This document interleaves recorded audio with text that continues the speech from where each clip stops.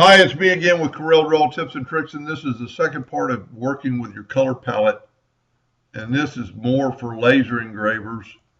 If you will look at this square, it says the RGB value is all 320, but look at this one, it's 244 across the board, and it's lighter. So this one, which is actually 10% black, as far as your RGB is, this one's a lot lighter, and there's a white on top of it that you can see. You know, we look, it's 255 and our pick is 255.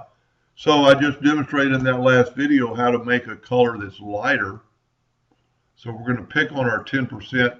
We're going to hold down our control button and we're going to add some white. And down here's your value. And the higher it goes on each column, so we're actually going to make a really light one. And if you look at it against the white, it is definitely a new color. And then what you can do is you can actually take your eyedropper tool and pick it and double click on it. Now it has added it to the end of our list, which is right here. Now, I've been doing a lot with 3D engraving, and I would want something that's less than 10% gray. So if you will left click and hold, then bring it off into your page and then bring it back into your color palette where you can see an add. Now you have a new color that's right there ready to use. So if this one is 10% black, this one's probably 5% black. So if you've been kind of going along with my 3D engraving, now you have a lighter color to start with.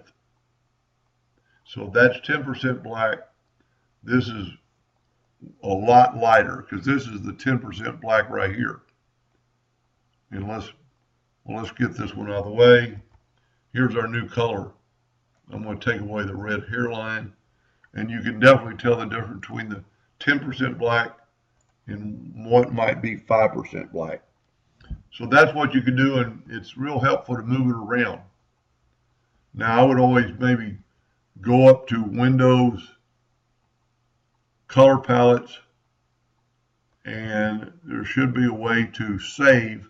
And I think you can just double click right here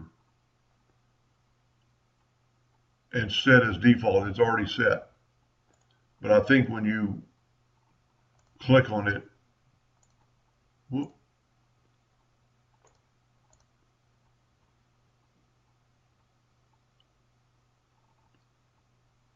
save as right here. There it is. So save your palette as your new palette.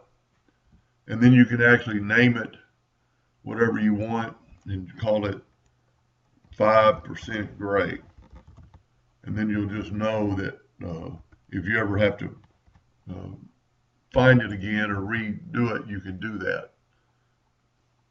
Anyway, I hope that helped a little bit. Thank you for watching.